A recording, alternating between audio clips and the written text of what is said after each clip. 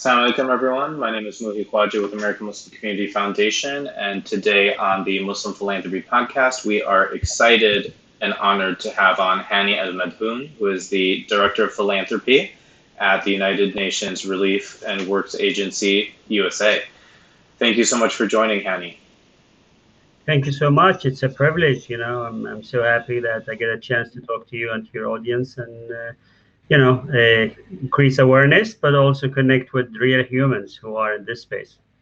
Yeah, definitely. Obviously, um, tough times in Palestine and Gaza, and the work that UNRWA does every day to uplift the Palestinian community is so critical and important. So first and foremost, just want to share my gratitude specifically for the work that you lead, and my prayers go out to everyone who is affected by this time. Thank you. Yeah, Alhamdulillah, we're grateful for our partnership and we're very proud of the great things our Muslim American and Arab American community allow us to accomplish and come through for people who are literally under airstrikes and bombardment and different kind of things we don't even imagine us or our own families being subjected to. So it's a great opportunity to be able to talk about that and lift up their voices as much as we can. Yeah, so for people who are unfamiliar with UNRWA USA, can you share a little bit more about the background of the organization and how it got started? Sure, yeah, absolutely. So there is the UNRWA, UNRWA, US, the organization, the UN agency, and this organization is headquartered in Amman, Jordan. That they work in five field offices: Syria, Jordan, Lebanon, the West Bank, including East Jerusalem and Gaza. And that's where the Palestine refugee population mostly resides. So that's where the service areas. We are a U.S. independent charity that supports the work of UNRWA financially and exclusively. We are, we have our own board, we have our own guidelines, and we only, we give grants to the organization for projects that we and the community feel strongly about. And the organization UNRWA itself started in 1949, and they've been around for 70 plus years. And they never imagined they would have to be around for this long because of they thought literally. I tell a story about my grandfather who in 1948 left a chicken cooking and thinking he's going to go back to his old home, and he never did. And he passed away last year and never got a taste of that chicken. He Wow. kept it up in his mind because he thought, we're going to come back in a few hours, Hmm. and they thought there's a threat for their lives. But sadly, he passed away in Gaza, just 20 minutes away from his historic home, and he's never been allowed to go back. So that's sort of the stories that the communities that UNRWA serves. And UNRWA USA was incorporated about 18 years ago in the state of Delaware. Our offices are in Washington, D.C. We're a team of seven folks who care about this issue. Some of us are Palestinians, some of us are Americans, some of us come from all different backgrounds and interests. But what unifies us is that the belief that we have to do something about the injustices that the Palestinian refugees face. And as you know, there's many ways to advance or advance the well-being of those communities, whether it's political, humanitarian, economical. I encourage people to just support all they can. And we are mostly focused on the humanitarian, educational. We do a lot of food assistance as well. So there's a lot of different programs that we support to try to be helpful as helpful as we can. One of the bigger initiatives that we're working on is the mental health for children. That's one program that a lot of people sort of like they don't think about how much needed that is. And imagine you're a kid who's 10 years old, just survived their third or fourth military round of aggression, and we're even talking about airplanes that don't even fly anywhere. Like, was it the F-35 or 30? The latest airplane that bombed Gaza. And mind you, kids start this sounds like this rocket. This sound. They develop these skills because they're subjected to those conditions. So we try to focus on trying to give them a break, summer camps, and mental health counseling. We'll talk more about that, but I'll stop there. And Yeah, I mean, it, there's one thing to be providing like basic needs, which is always needed, and especially because of blockades and things that are set in motion and things that are supplies are hard to get. But then, in addition to all that, all of the health needs, and then all of the mental health needs, and it seems like it's just all compounded. And for the last, since the middle of May, these airstrikes and raids and places have been taking a lot through the month of Ramadan, Laylatul Qadr, continued through, and even though this so-called ceasefire exists, it's not really a ceasefire. So can you share a little bit more about the current situation and what people can do to learn more about it and how they can help? I mean, part of what we do in addition to fundraising is we have an advocacy program. My colleague Laila Mukhaib leads that, and Harley. So they try to get people to advocate for different causes affiliated, like sort of refund UNRWA. As you understand, the Trump administration cut 300 plus million dollars from UNRWA's budget, and the U.S. was the biggest donor for UNRWA. Imagine if that's 30% of your budget or 40% of your budget out the door. Not only that, also pressure different state governments not to pay up their share, and because they fear, oh, if we donate to UNRWA, the administration will be upset with us. Luckily, the bit of good news is the current administration restored some of those funding, about 40% level, and we're hoping, we're grateful for that. But there's a lot of folks who upfronted their share of support, so that's those. So in addition to that, we're trying to make up some of those needs, and that creates a lot of problems. Meaning, some of the consequence for lack of funds is, when they have a health clinic or in a camp in Gaza, the doctors are not going to be, they're going to be like sort of like short term. If they get any job, a better job, they would leave, and it's hard to retain staff if you're not paying them well. And since you are a UN agency, obviously you want to take care of the refugees and make sure you support them, because UNRWA was very unique in the sense that it's the only agency where the refugees doing the work themselves. So 97% or more of UNRWA staff are Palestine refugees. So they're the teachers, they're the nurses, they're the doctors, they're the Wow. bus drivers. So that allows them to serve their own community and also earn an income. In my recent visit to Gaza, I've kept telling myself, this is really the middle class of Gaza. There is the 1%, and Gaza has that 1%, but there's everybody is struggling, and we're talking about people average salary is like $6 a day if they could find a job. When you have 55% unemployed population, that gets you to worry about, like, is that sustainable, right? And that's UNRWA was advocating with everybody: just open up Gaza, lift up the siege, allow people to thrive. You may have followed the story. It took us weeks to be able to get out of Gaza because of the blockade. The borders are closed. You wait, then there is a long queue. Then you have to call your U.S. senator to interfere. And you are an American citizen, but because you are a Palestinian and a refugee yourself, you have to be Right. treated like everybody else, and that allows you to think like, wow, you can never, like, you could have the citizenship of Mars, but if you're a Palestinian, they're still gonna treat you as so.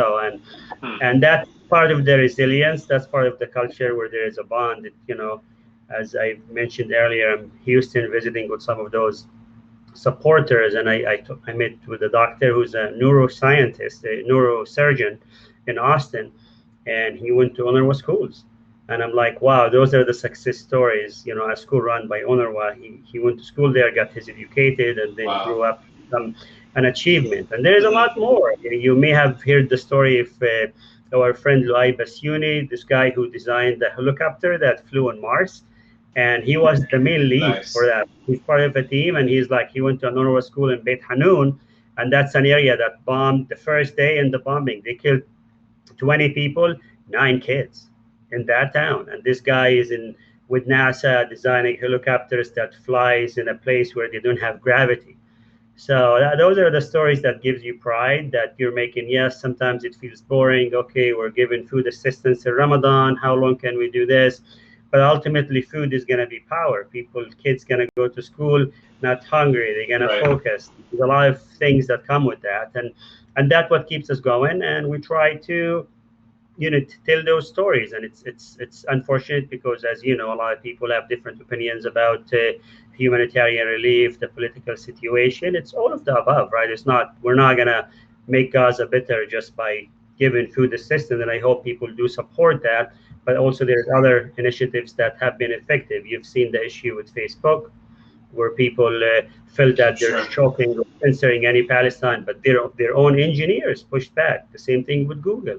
So there is a lot of ways for people to make things right. As far as we can do is we've been always fortunate to receive financial support, and we have different initiatives for people. They can make a gift, make a contribution through your foundation or a million other way. But ultimately for us is trying to serve a community that doesn't really get much help, and then they've been under siege for what, since 2006. And hopefully this latest round of violence is the last. I hope, I pray, inshallah, this would be the last Inshallah. round of violence, because we can't build something and then, a few years later, sorry, we have to rebuild the same thing again. That's not sustainable by any measure. Yeah, this culmination, and you said a few things that stand out to me. First and foremost, that your staff is only 7 people. I would have imagined that there were dozens, right?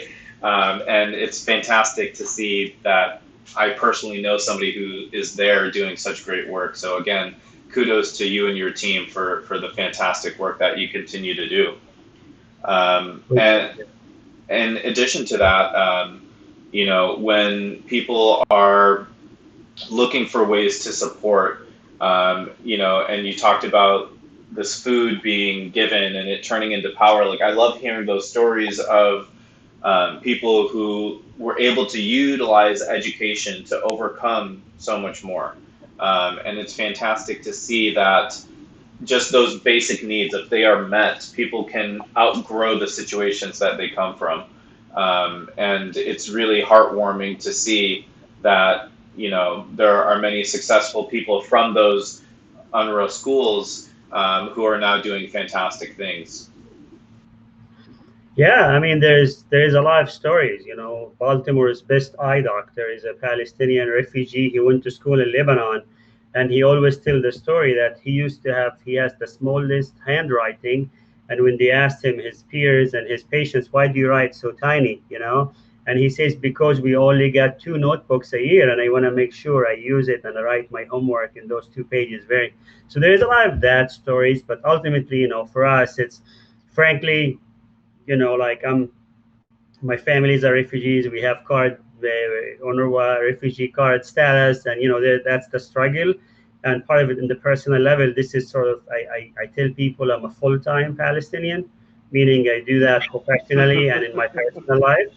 So Yeah, there is, like, God under bombardment. I talk to my family, my kids, my nephews, and I tell their stories here as much as we can. But I have to deal with that also at work, right. and that sometimes that could be tiring. And and Hmm. this is nothing to be compared with people struggling under the bombs, or families, they trade kids now because people do want to lose. So according to one Yeah, report, 12 families in Gaza were erased from the civil registration record because the whole family just got killed or targeted, and that's unfortunate. And all people condemn that. There is nobody cheering for the death of 70 kids in Gaza. 20 of them were kids who went to UNRWA schools. So there is no shortage of dramatic stories and heartbreaking stories. But we're really focused. One of the first thing when the airstrike started, the folks ran away. There is no embassies in Gaza. There is no safe place. The one place that people always go to is UNRWA schools, because they think this is as safe as it gets. If they're gonna bomb a UN facility, which happened, by the way, there's one facility that was bombed, but maybe not targeted. So people feel safety. First day, 10,000 people went to UNRWA schools, then 18,000, then 38, wow, then 50,000 people. And wow. remember, a school is not supposed to be like a shelter, but they have to retool it, they repurpose it, bring all these blankets and mattresses, and people just want to be safe. Yeah, And was able to provide those services to the best of some of our colleagues who are not from Gaza, who were at Gaza at the time. They had to move from their apartments to stay at the compound of UNRWA because they felt like this is too crazy. When they started taking down the towers, nobody was safe at one point. So they like everybody started to go feel a little bit, feel a sense of safety, and I know my family moved from our home to an apartment I have about 15 minutes away, more close to the center.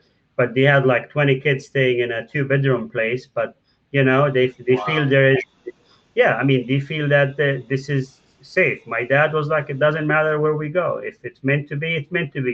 There is always this uncle in our community who does this sort of thing. And alhamdulillah, I mean, I'll kick it back to you for any, more additional follow-ups. But it Yeah. is, we've been moved. We have our Gaza 5K, and we were Right. supposed Right. that Hulk, Mr. Hulk, Mark Ruffalo endorsed it, promoted it for us, and that's happening this Saturday. So a lot of people are gonna be tuning in, a lot more people, and that's cool because not only we get financial support, but also we get to know a lot of new people who care Hmm. about this. There is a little bit change of narrative. Well, I think A it's little. interesting you mentioned Mark specifically because he also took back some statements that he initially made on Palestine. And, there's a learning curve with everything. But I think that's also the power of social media is, the entire pandemic forced people to look inwards. And then there was the Black Lives Matter movement, then all of the sentiment around Asian hate, and now what's happening in Gaza. Like all of this has come to the forefront and is amplified, and people are learning and taking the time to understand these situations that have been happening for decades, some centuries, right? And now there's more opportunity for people to connect with one another. And I know, there was an article written about your visit to Gaza where, you weren't able to come back in a timely manner. So if you want to share a little bit more about your time in Palestine when you visited and kind of some of the issues you had coming back home. Yeah, thanks. It's We got back around Valentine Day to the U.S. It was great. We went. My grandfather wasn't feeling well. We knew that it's that time. He's 99 years old, mashallah, and we got to see him a week before he passed away, and that was important to us because he's the first refugee. He's the origin of our story. We've learned a lot of things from him. We love his sense of humor. He's so chill and so just out, So we wanted to see him before he passed away, and we did it. We made sure we left November 3rd. So that was the election day. We voted at 6 a.m. We were the first in line to vote. Always make sure you vote if you qualify to vote. This is important. We voted, then we took a plane straight to Cairo. And in Cairo, it wasn't easy. Usually, if you drive from Cairo to Gaza, traditionally it's been 6 hours. Now, with the current arrangements, it's about 20 plus hours. And we were lucky because Wow. some people it took them 3 days to make the trip. There's too many checkpoints, there's too many challenges, and a ferry and all that stuff. And that's sort of where the siege is at its worst. Like I have families, friends here who would never think about going to Gaza because they know it's very difficult or they can't guarantee when they can leave. So we got to Gaza. We got to see the family. The pandemic is still real in Gaza. There's still, there's not too much vaccine getting in, so that there's that issue. And also the airstrikes in Gaza affected the vaccines, affected the quarantine. You couldn't quarantine if you're just, in these schools. So a lot of those things. Then we got to Gaza. We were supposed to be 6 weeks, but ultimately it ended up being 3 months because the crossing closed. Usually it opens once every month, so that's 3 days a month. But this time it took 50 days for it, 51 days to open, and we felt trapped. So we started talking to our friends and at the U.S. embassy. They could care less. They weren't very receptive, or they couldn't do anything, right? So this is, you're a citizen of the greatest country in the world, and they're like, sorry, we can't do anything for you. Anyway, so we tried to tell our story, and you think it was easy to tell the story on CNN and NBC? Oh, it was not easy. We had Hmm. to, I happen to know a friend who's an editor there, and he fought with his editor to get the story told. And Wow. when they got the story, the executive editor kept asking questions, like even Googled me and said, "Oh, you said this in 2009. What changed?" And I felt like, guys, this is. And what happened is they published the story on a Wednesday, And then I think there was some crisis in Texas at the time, and they said the story was so popular and so shared. So this is they don't tell many Palestinian stories, but they figured there is hunger to those stories. 2 days later, they featured the story in the main website just because there was so Wow. much interest in, like, oh, Americans, Gaza. It's and they, Yeah. of course they have the coolest headlines and all that. So we told that story, and all of a sudden, a lot of people like, oh, this is insane. Like we yeah, obviously there is always going to be haters and trolls and all that, and that's fine.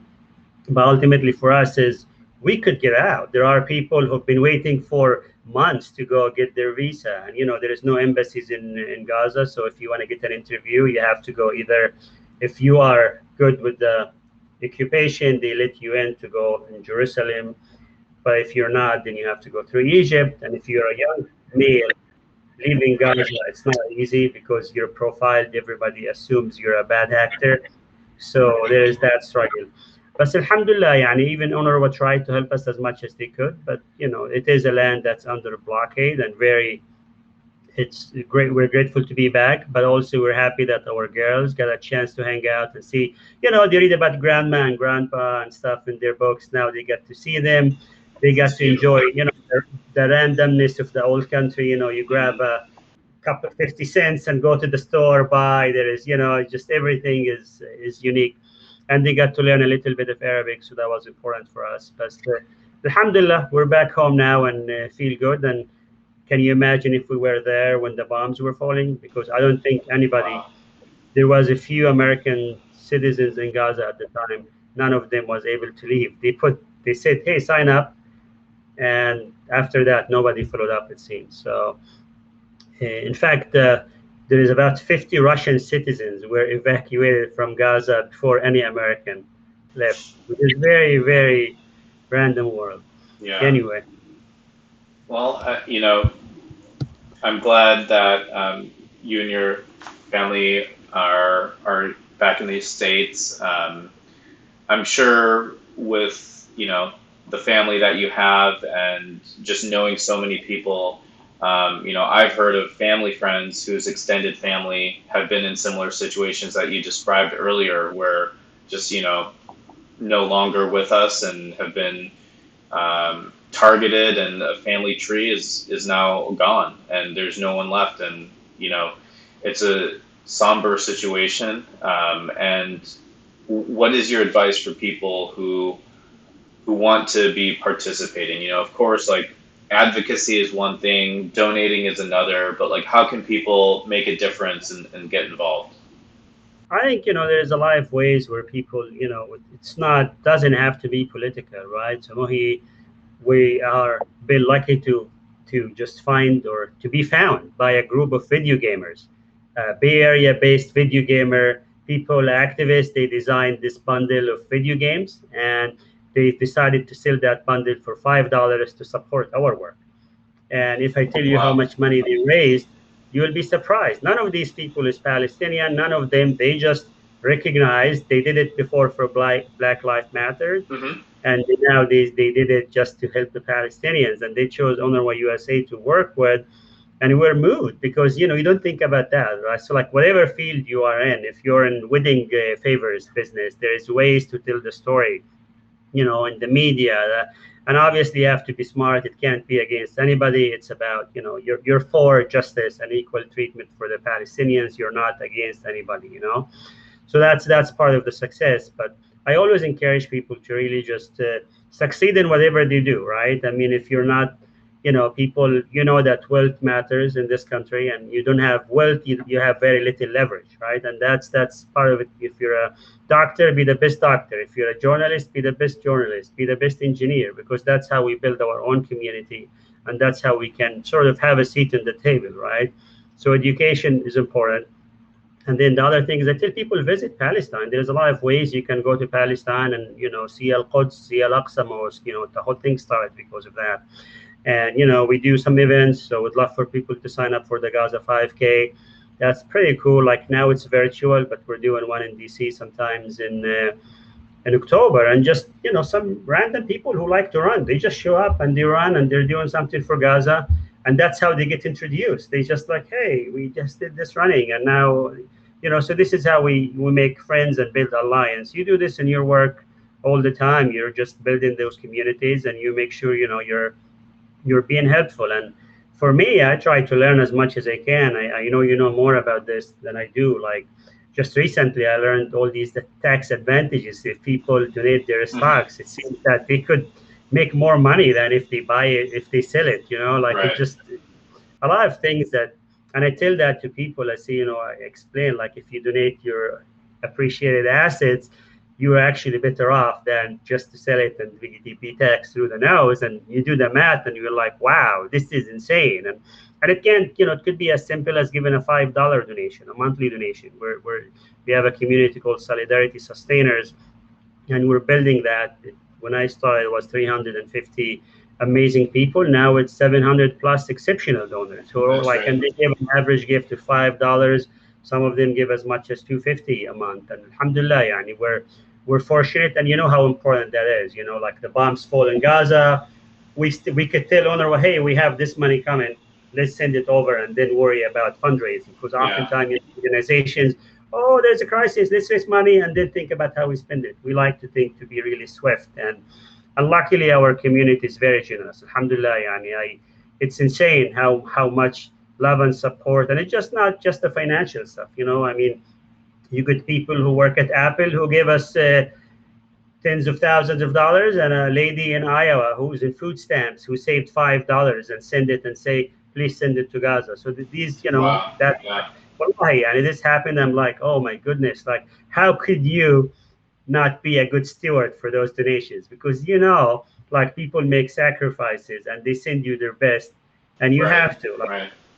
like I fly for work a lot. Wherever the cheapest I go, like it doesn't matter. Like I lay over in 12 hours in Denver. Okay, sure, I'll do it. Like, we're trying to be as good with the money and keep our overhead low, because a lot of donors worry about that. Like they want you to be Sure. effective, and I get that, but we push back when we have to, because oftentimes people think charities are free banks. It's good to have a balance, right? And those things, we try to give donors options. Oftentimes you have a donor who has a big dream, like, hey, I want to do X, Y, and Z, but you talk to the community, we don't need X, Y, and Z. We only need C, or we need the M. So that's where you try to direct the funds to where they can achieve the greatest impact. Yeah, and I think your particular background when you worked at Muslim Advocates around this issue as well, of like nonprofit best practices, makes you a really great person to understand that stewardship and being in philanthropy and fundraising.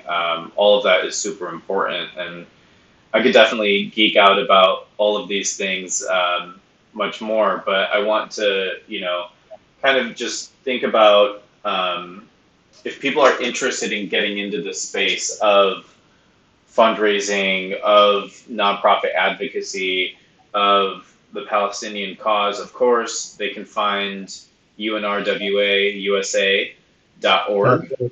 Uh, Yeah, obviously, we want to continue our partnership with you, and you guys have a lot more better advice than this, because you're also certified. I'm growing as a fundraiser. I look forward to take that test, and but yeah, I think definitely. ultimately for us, you're right to bring up Muslim Advocates. It's an organization that I worked for, and I enjoyed meeting a lot of communities, because here's the thing, though, at Muslim Advocates, it was soft programs. Hmm. You're right. You're selling civil rights, all that stuff, but now we're doing a little bit of both. We're doing soft programs, but also food packages. So Yeah, there is yeah, there is difference. And our community, as the first generation, get them food, get them food, get them help.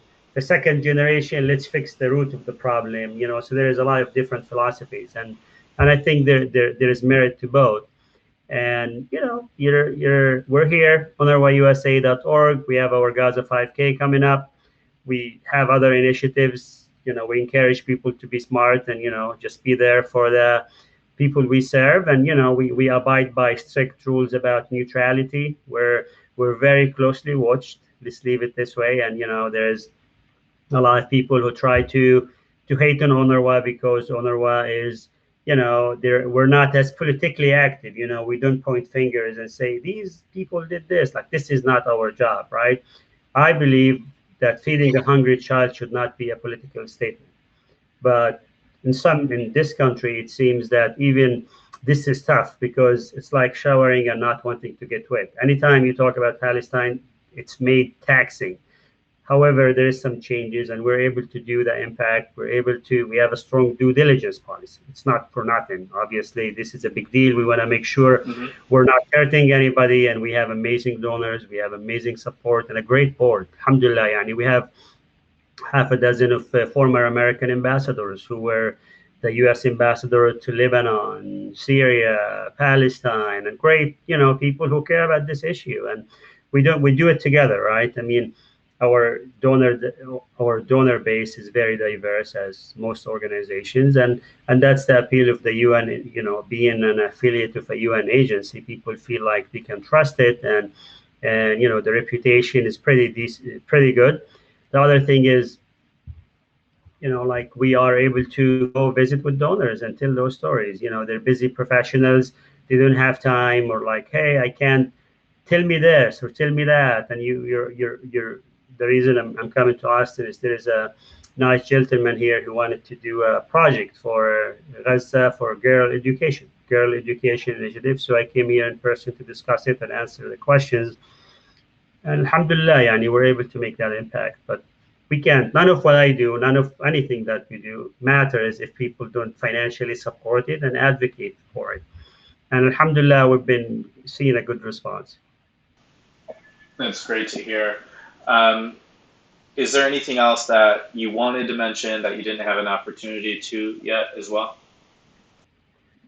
I mean, it's the whole space is sort of like, you think about digital fundraising. Speaking of geeking out, a lot of people give online. You do a little fundraiser on Facebook, and then people just give on Facebook, but then you don't know who gave. There's a lot of things that you struggle with in this line of work, because it's people do Facebook ads, but then Facebook shuts you down because they think you're political. There's a lot of things that are changing in the space, and what the ultimate thing is to really deliver services for the Palestine refugees. There's 5.6 million Palestine refugees who receive services of UNRWA.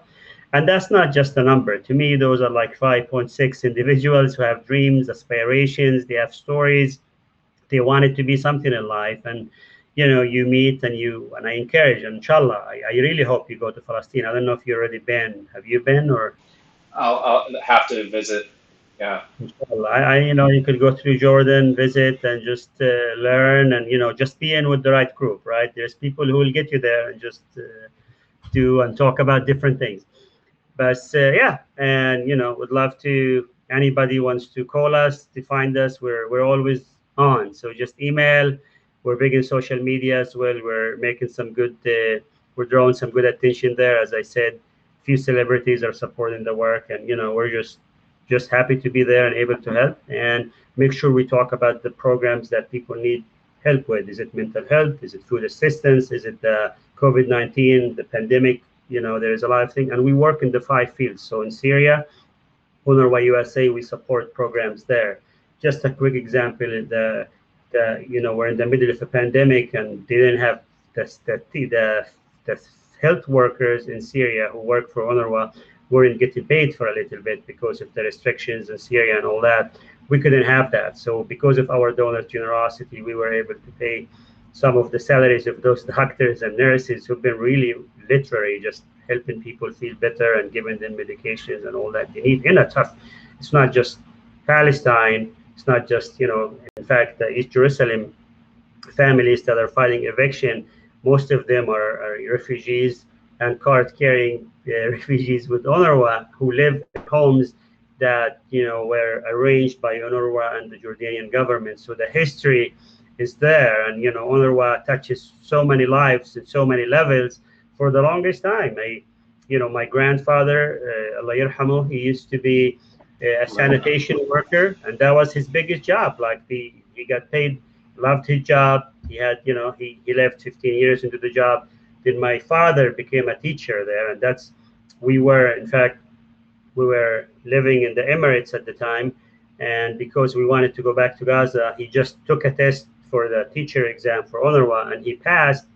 and he became the one reason why our family got together was because he got a job to teach at UNRWA, and he did that for a few years, teaching English, and ultimately, I got out in 2000 to go back to school.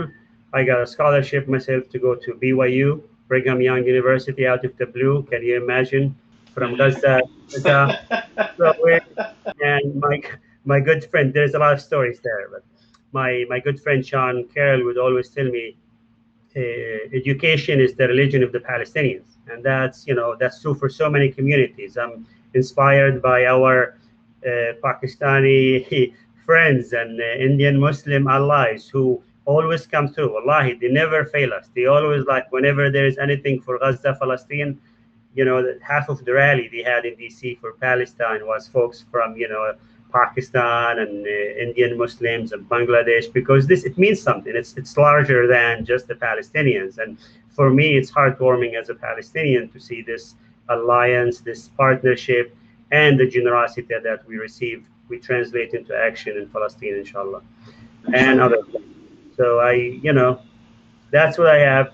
UNRWAUSA.org, and just feel free to reach out. My name is Hani, and I appreciate the time, the conversation, and the opportunity to just be as helpful as we can be. Of course, and I've even been following a lot of the work of the Black Lives Movement, and they've even been posting, and other communities have been posting about what's happening in Palestine, and it's so heartwarming to see that. I remember my first uh, was it my first rally that I went to when I was in 10th grade. Traveled from Michigan to DC in 2001 for a Palestine rally.